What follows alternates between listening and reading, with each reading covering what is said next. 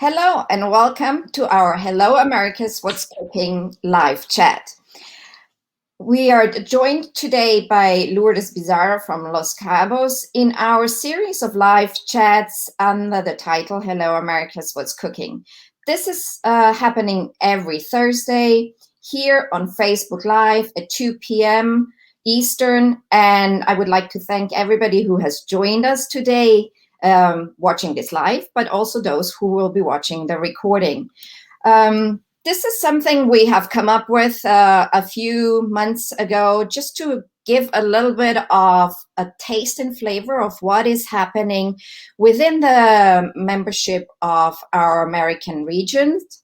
And we want to share what is actually happening on the ground. So without further ado, let me invite Lourdes to say a little bit about herself. And I know you have some exciting news from the Mexican side of the industry and live events.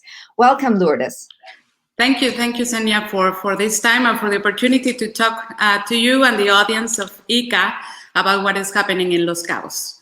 And as you were saying, I am so happy because I just came back from Acapulco, from a live event, our domestic National Congress of the Meeting Industry of Mexico. And it was just fantastic, the energy that you feel when you are in a live event, and being able to connect with colleagues and also meeting planners and discuss all this hard process that we've been through all this year. So it's been great. It was safe events now. It's a way to do events. All of us were tested.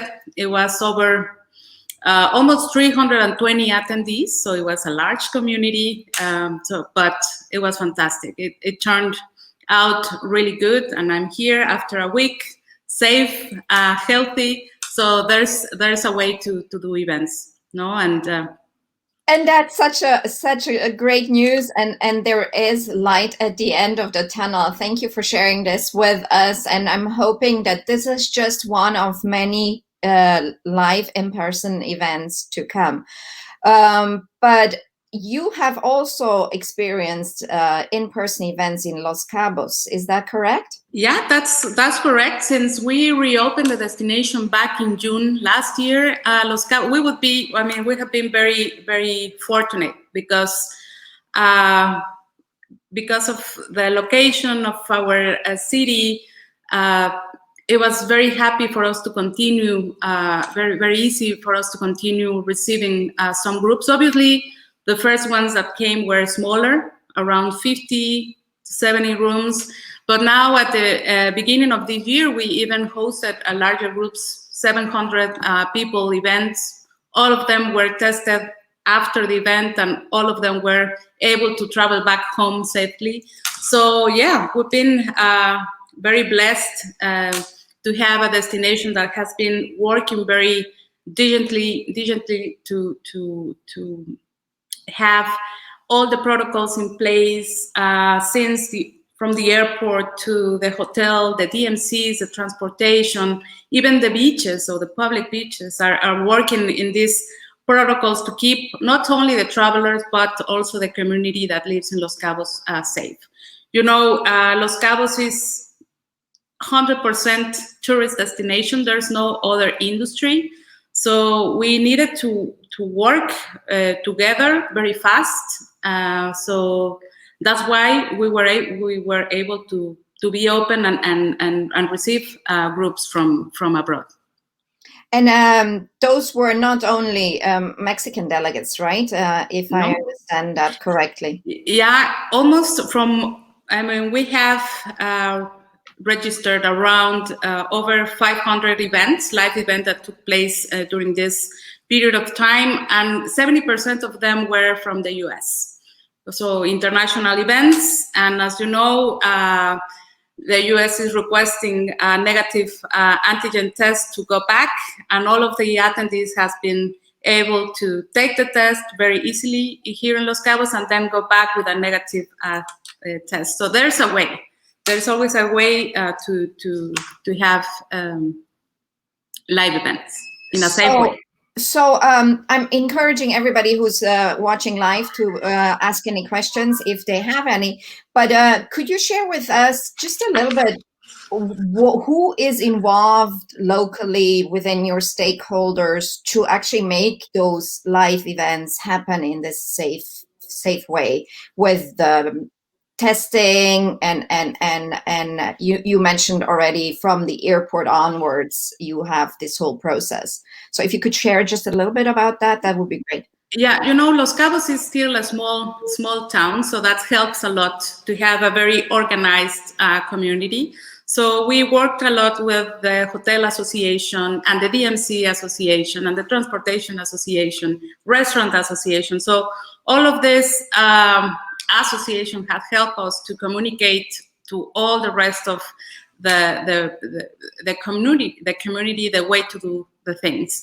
So it's been obviously it's been hard work, obviously communicating and being in touch with all of these stakeholders of Los Cabos.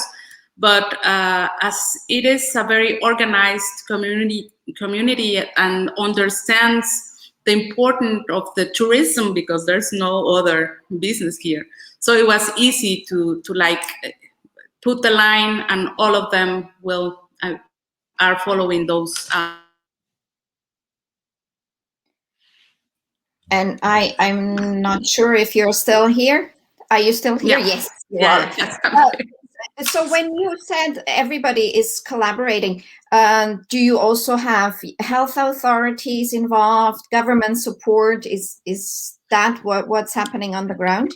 Yeah, there's a specific committee related on the pandemic that is formed with one representative of the health authority of the state and the local authorities, and then us as a tourism office and all these other important associations. So they were, as soon as the pandemic started or hit Mexico, we start gathering in a weekly basis. So we could make decisions, strategic plans in order to have the destination secure and ready when the time has come. And you know, we were closed 2 months, and we were able to open back in June. And since June, I'm very happy to share with you that I can tell you that in March 2021, we have reach our airline seats that we used to have back in 2019, and the load factor of travelers, the airplanes traveling to Los Cabos are very high. So that means that participants and obviously leisure travelers are coming back, and we hope that by this summer we can be back on the numbers that we have prior to the pandemic in terms of visitors. So that's fantastic. It's what we are seeing in our bookings, reservations, and our hotel partners and airline partners are telling us. So that makes us very happy. That is amazing news, and I'm pretty sure that this is quite unique within our eco community to have such positive figures in the meantime. I see Moni is sharing some questions as well and saying hello. And she's asking, within the many challenges you had since the pandemic, which would you say is the most challenging?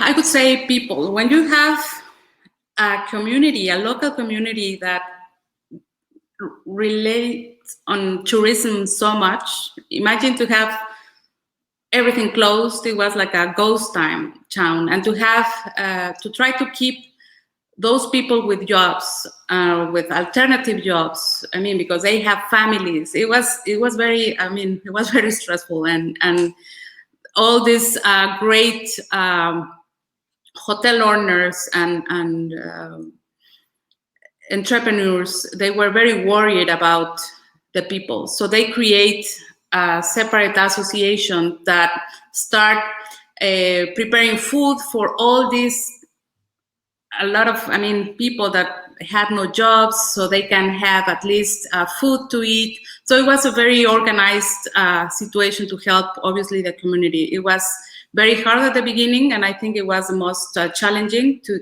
keep our community safe and with the resources to keep them and their families good and healthy. It was something very, very important, and I think it was one of the most challenging things.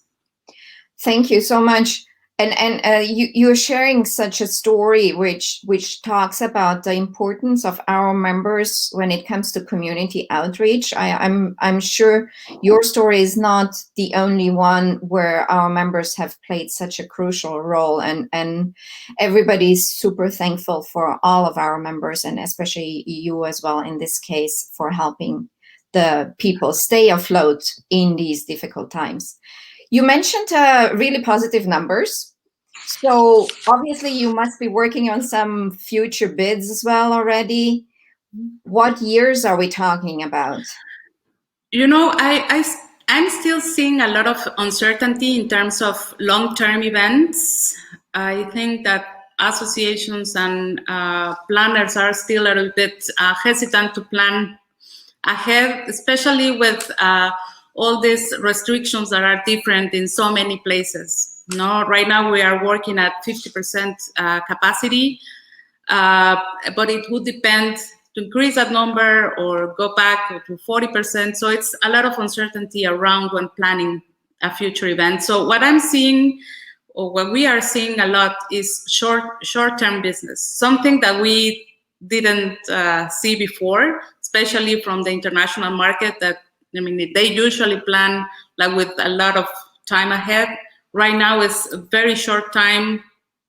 Booking or decision making is becoming very, very last minute. That has also changed the way we do business, the revenue strategies for hotels. It's been completely different now.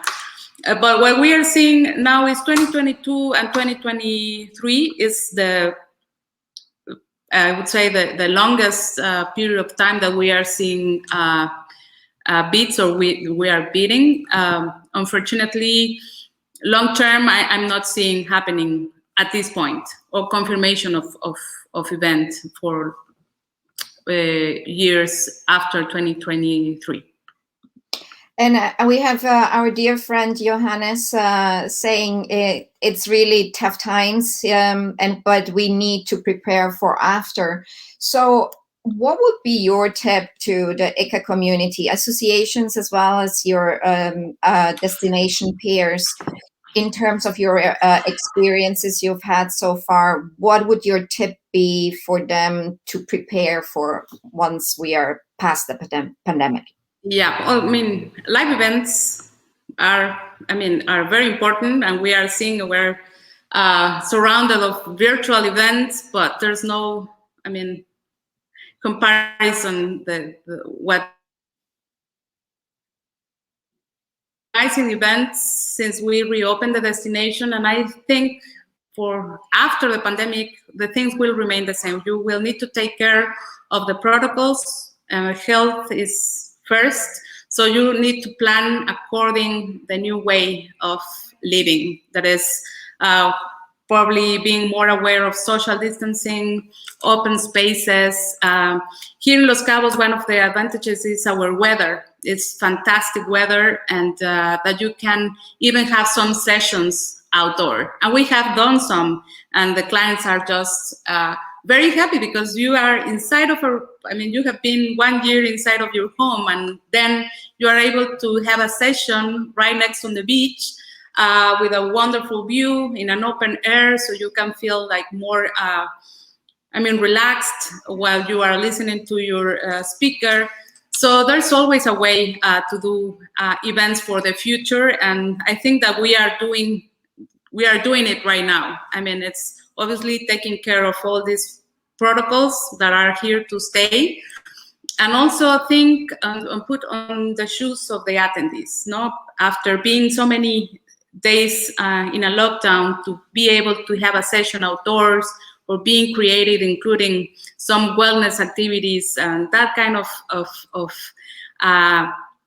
actions, I think that will be very important for the future. near future, at least. And you've already mentioned quite a few things which you have done in terms of changing your business model and strategies in embracing the outdoor space and the wellness elements. Did you do anything else in the digital sphere when you're communicating with your clients, especially with that short lead time? How have you overcome some of that? Flexibility, I think, is the word of the moment. You need to be very flexible right now. The way that we used to negotiate has changed completely, and now hotels and the clients also have become more open to negotiate and to include different experiences in their programs. Obviously, for example, at the beginning of the pandemic, one of the actions that we started to plan was to have a studio with a green screen and all this kind of technological stuff to be able to host virtual events for our clients. But then they never wanted to use it because they really wanted to come to Los Cabos and have an event by themselves here in the destination. So the technology is here, but in terms of being like the hub of a virtual event, we haven't been able to include it because the people wants to be here and have this face-to-face experience. That's something that we didn't thought that it would happen, but it's happening. No, they want to come here and have a live event instead of a virtual. That I don't blame them. If I could go to Los Cabos and be on the beach, I would prefer that definitely from my office here. Before we end our live chat for today, is there anything you would like to share with the audience to remember your destination by? Any recipes or anything else? Thank you, Xenia. Well, just for all that they have never been in Los Cabos, we're in the tip of the Baja California Peninsula, surrounded by water. So for us, fish is excellent option.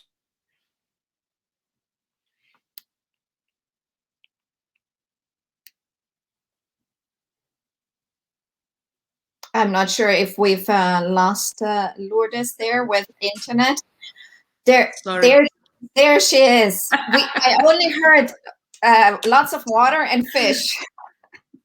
Yeah, so when coming to Los Cabos, try the tuna, the tatuaba fish also as well that is grown in farms. So it's really good fresh fish here in Los Cabos. And remember that Los Cabos here is, we are trying to deliver the highest standard of care.